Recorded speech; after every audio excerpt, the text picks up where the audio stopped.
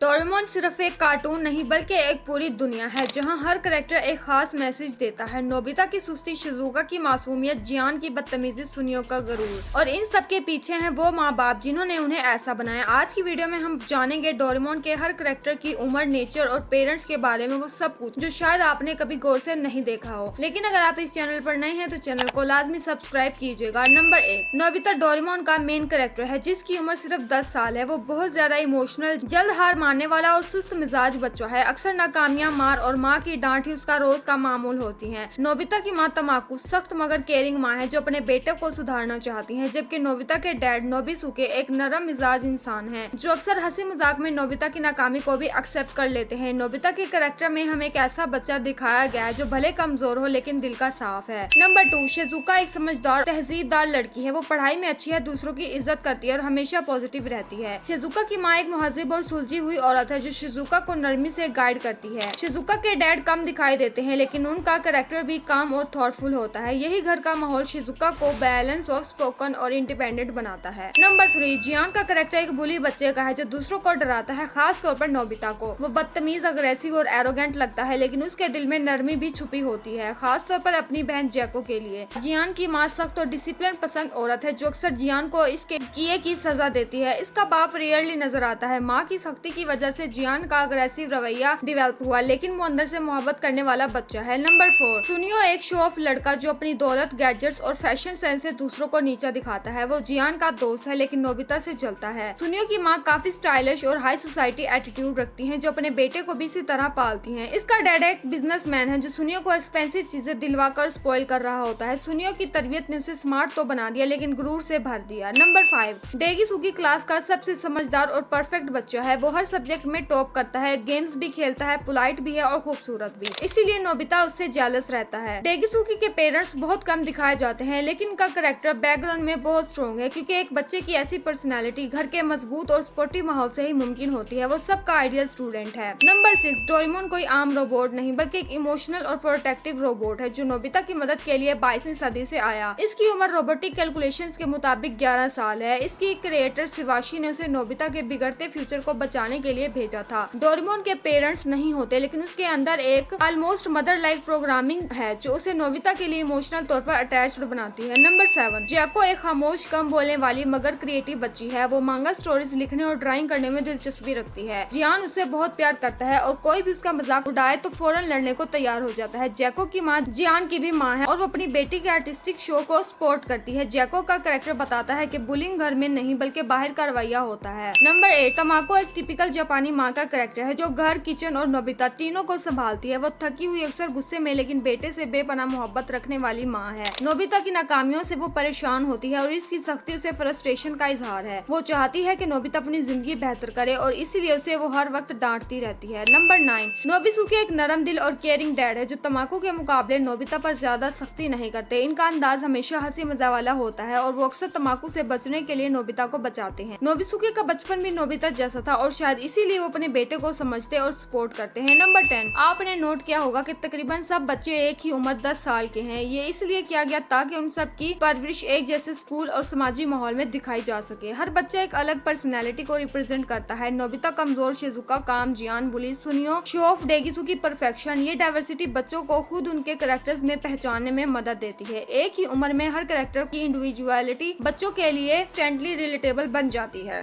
Number 11, डोरामी जो कि Doraemon की छोटी बहन है। वो ना सिर्फ क्यूट है बल्कि ज्यादा ताकतवर, ज्यादा इंटेलिजेंट और ज्यादा एडवांस्ड रोबोट भी है। टेक रिकॉर्ड्स के मुताबिक डोरामी की एनर्जी डोरेमोन से 20% ज्यादा है और वो कम्प्लेक्स मशीन्स खुद से रिपेयर कर सकती है। लेकिन वो डोरेमोन की तरह माजी में परमानेंटली नहीं जाती बल्कि ओकेशनल विजिट्स पर आती है क्योंकि वो फ्यूचर में रोबोट हॉस्पिटल में काम करती है। ये बात हमें सिखाती है कि डोरामी सिर्फ साइड कैरेक्टर नहीं बल्कि एक मैच्योर, स्मार्ट और टेक्निकली ब्रिलियंट रोबो गर्ल है जो डोरेमोन से भी ज्यादा स्पेशल है, बस वो शो ऑफ नहीं करती। और डोरामी अक्सर अपने भाई की इमोशनल सपोर्ट के लिए माजी में आती है, खास तौर पर जब नोबिता और डोरेमोन इमोशनली वीक हों। तो ये थी डोरेमोन की छुपी हुई दुनिया जहाँ हर बच्चा सिर्फ एक कार्टून कैरेक्टर नहीं बल्कि एक पैगाम है। नोबिता की सुस्ती, शिजुका की शराफत, जियान की जिद और डोरेमोन की हिफाजत, सब मिलकर हमें हंसाते भी हैं और सिखाते भी हैं। कमेंट में बताएं कि आप किस कैरेक्टर से सबसे ज्यादा रिलेट करते हैं और अगर वीडियो पसंद आई हो तो लाइक और शेयर जरूर करें। मजीद इस तरह की अमेजिंग वीडियोस के लिए हमारे चैनल को सब्सक्राइब करें और साथ ही बेल आइकन को क्लिक करें ताकि हमारी आने वाली वीडियो का नोटिफिकेशन नोटिफिकेशन सबसे पहले आपके पास आए।